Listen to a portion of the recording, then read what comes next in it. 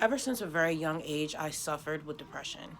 I didn't get diagnosed with bipolar until I was about 12 or 13, but I never really took it seriously until recently. I've had to learn a lot of coping skills to keep myself balanced and focused because it's very easy for me to fall into a depression or have a manic episode when there are major changes or I'm overly triggered. I have a lot of goals, not just for myself, but for my family, and I don't want my mental health to hinder that. So I would like to share with you 5 tools that I use to stay inspired. First up, we have positive self-talk.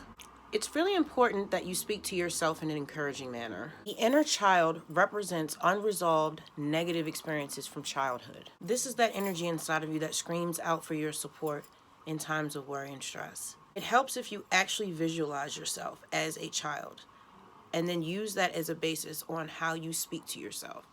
You're not going to yell and scream at a child. So therefore, if you visualize your own inner voice as your inner child, a small child cowering in the corner, you're going to speak to it in a soothing, nurturing way. Use visualization to your benefit every opportunity you get. That's number 1, positive self-talk. Number 2, surround yourself with love.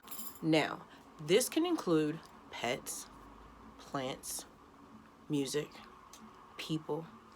Not everybody has family. I can relate to that. I'm adopted. The only family that I actually have are my kids. I'm low and I need to feel inspired. I love to go around my kids because they have such a high energy and they're always laughing and joking, and they remind me of why I work so hard, and they remind me that everything is possible because they truly believe in their dreams, and they turn their dreams into goals, and every time they say they're going to do something, they do it. And that was always something that I struggled with.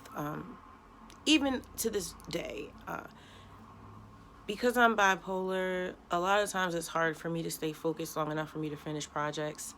So with a lifetime of doing this, I have ended up feeling irresponsible, maybe like I'm not enough, because there's been so many projects that I've started that I haven't finished. But the fact that I'm aware of it is really good, and it gives me an opportunity to change. So if you don't have any family members, surround yourself with plants.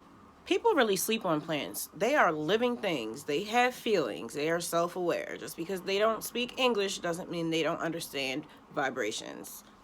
Surround yourself with love. So that was number 2, surround yourself with love, be it a pet, person, or plant.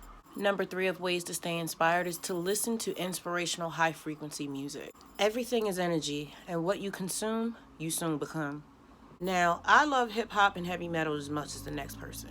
But sometimes you might want to switch it out for a little symphony music, maybe a little Celine Dion. When you consume so much rage and anger and over-sexuality, you start to exhibit those behaviors, whether you realize it or not. Things you say become a little sharper. You may start to move your body in different ways. You may start to think differently because you're feeding yourself toxicity. So I stay inspired by limiting my toxic music indulgences and switching that out for either my own music or at least something high frequency, something that's feeding positivity into me, something that's encouraging and not, you a hole, I'm gonna smack you around. Like, don't nobody need to hear our line. So far, we've gotten through 3 of our 5 ways to stay inspired: positive self-talk, surround yourself with love, and listen to high frequency music. Now we're on to number 4. Make a vision board. Ooh, this is my favorite part. I love arts and crafts. I made my first vision board when I was in rehab, and I promise you, every single thing that I put on there, I ended up getting, not even a year later. I put that vision board up on my wall. It was the first thing I saw when I woke up, the last thing I saw when I went to sleep, and every single thing that I put on there came true. I'm gonna show you the vision board I have now. Hold on. This is the vision board that I have right now. This is for the year coming up. See, I give this advice because I do these things. I've been through so much, and I have put in so much work learning how to heal myself that I can't not pass what I've learned on to others. I want us all to heal. I want us all to win. I'm the type of person, if I eat, we all eat. That's just what it is. You can program yourself. You can use the same tactics that your government and that big companies use on you through commercials and stuff like that.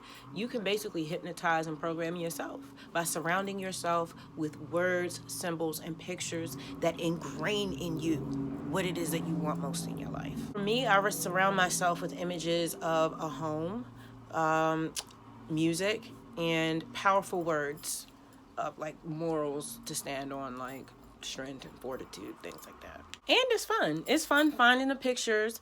You know, you can get magazines from your local library. They throw out a lot of stuff. If your children actually go to school, their library will have a lot of stuff. You can ask their counselor if there's any leftover magazines from the little pamphlets they always want to give out that nobody really reads.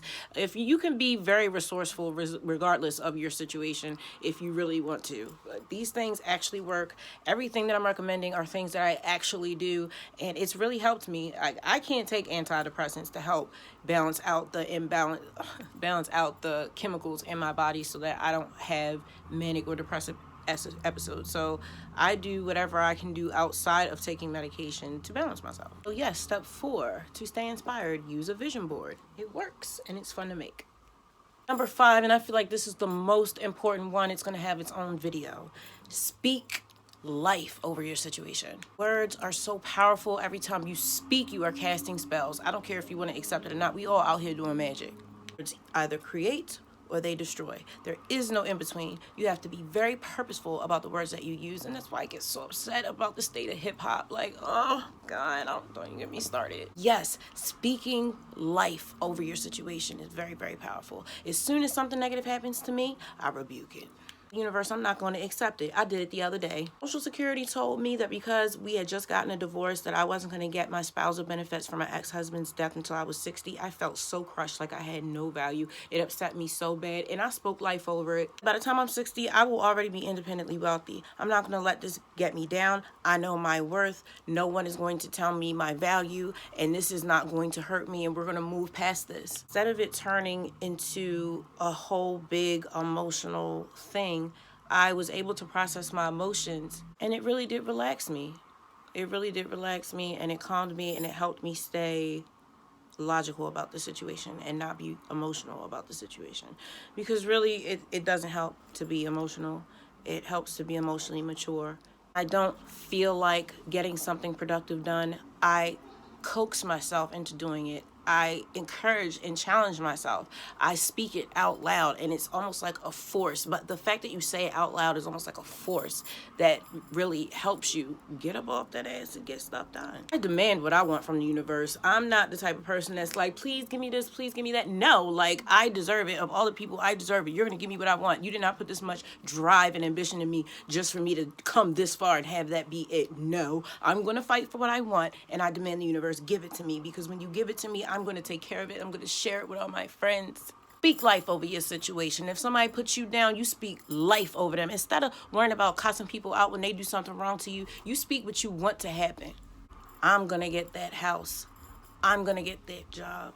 I'm going to quit my job. I'm going to start that business. I'm going to write that song. Nobody can tell me anything. Speak life over your situation. So those are my 5 ways to stay inspired. Positive self-talk. Surround yourself with love, regardless of what that looks like. Listen to high-frequency music. Make a vision board. And speak life over your situation. Thank you so much for joining me in Fury World. I'll see you in the next video. Peace.